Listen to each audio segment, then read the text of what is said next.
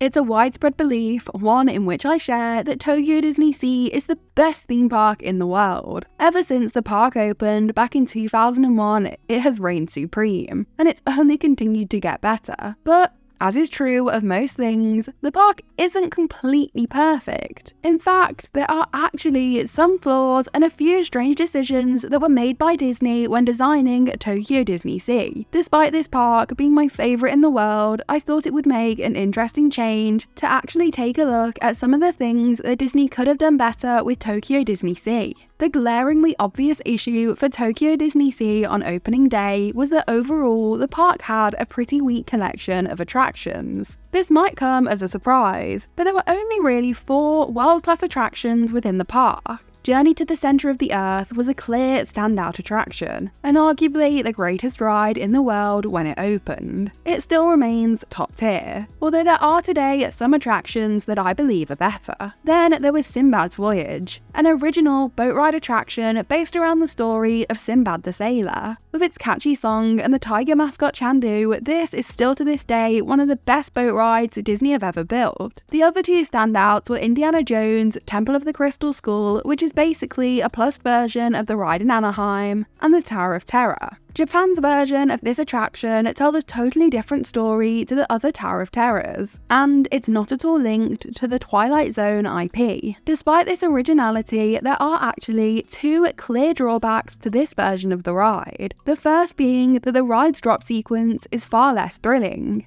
Then, in addition to this, Japan's ride has car seat belts, rather than just lap belts, which are fairly uncomfortable, particularly for those taller than 5.5 feet.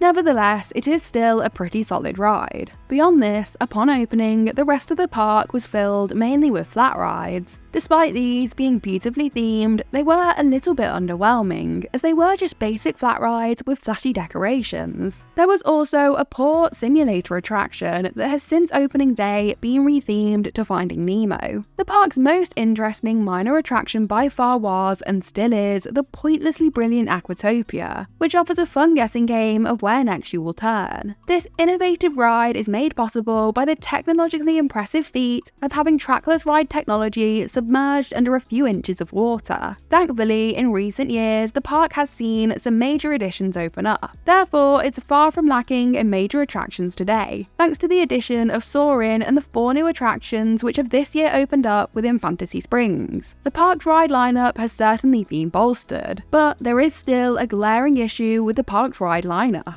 Its only 2 roller coasters are awful. Raging Spirits is a small roller coaster with a layout that is identical to that of Indiana Jones at Disneyland Paris.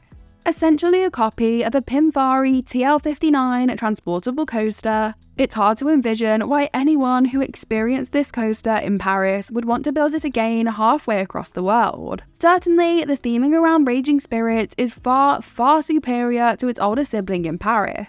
But that doesn't change the fact that fundamentally it's just not a good roller coaster. With the park's budget, it's hard to understand why Disney didn't opt to spend a little more and bring a better and original coaster to the park. Then the only other coaster is a Togo kiddie coaster, the sort you can ride at many small theme parks all around the world. Thanks to this, it's fair to say that Tokyo DisneySea has the worst roller coaster lineup of any Disney park in the world right now. But it also isn't a park that's trying to cater to those of us who are coaster crazy. Disney spent many years refusing to display roller coaster tracks that couldn't be seamlessly blended into a story. Hence why most of their outdoor coasters took on a train theme. They have since lessened this rule. Perhaps you could say that they have since become lazy. I'm definitely not saying that a Six Flags style coaster would improve the park, but it is a shame that the 2 coasters they chose to build don't scratch that coaster itch like Disney classics such as Space Mountain and Big Thunder Mountain do. The theming of the park is pretty hard to find any flaws with, but there are a couple. Lost River Delta and the Arabian Coast both definitely have parallels to Disneyland Paris's Adventureland. Paris's Adventureland places jungle adventure next to an Arabian theme. Essentially, the 2 lands mentioned at DisneySea do this on a much larger scale. Each of these lands both contain a superb attraction plus some gorgeous flat rides. They both look great from a theming standpoint, although the Arabian Coast is architecturally the clear standout. However, after spending a few minutes in within the lands away from riding their attractions, you realise that both lack any areas of intrigue or exploration. Lost River Delta is essentially built on one straight path, a strange design choice for a land focusing on jungle exploration. The Arabian coast has far more open spaces, and the architecture surrounding is truly fantastic with no expenses spared, but it too lacks areas to spend your time in outside of its attractions and shops.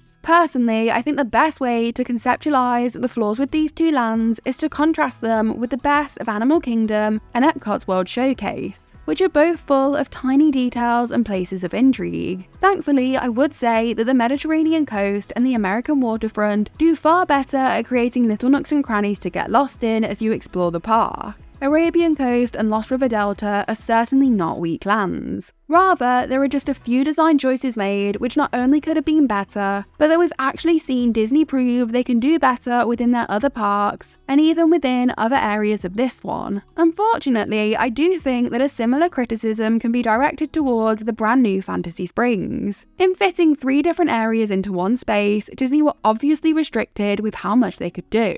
That means there's not much outside of the attractions and restaurants in each area. There is School Rock and a small area by the frozen restrooms, but besides this, there's little space beyond the big stuff.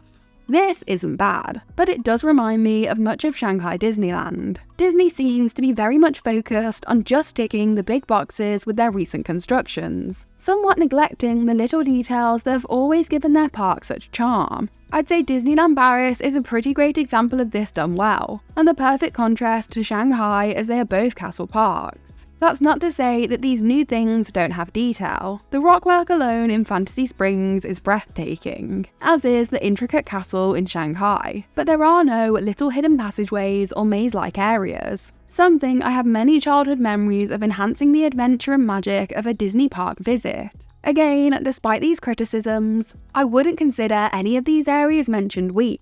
But there is one land in Tokyo DisneySea that I actually would consider a weak theme park land. That is Port Discovery. Home to Aquatopia and Nemo and Friends Sea Rider, this feels like a bit of a filler in-between area. Its theme isn't that distinct. Aquatopia feels like an extension of Mysterious Island, and Nemo feels like it would just as well fit almost anywhere else in the park. I like the Nemo ride and adore Aquatopia, but I do think that this land exemplifies that even a close to perfect theme park can include areas that struggle to showcase a clear theme. This one is a classic case of Disney putting an IP somewhere that it's not needed or doesn't help to create cohesion. I think this part of the park is the only one that really struggles to transport you to a clearly defined and easily displayed theme. Speaking of IP, there are pretty much 3 IP-based lands in this park. There's the already discussed Fantasy Springs and Arabian Coast, and also the Mermaid Lagoon. Like Fantasy Springs, Mermaid Lagoon very clearly communicates its IP to us.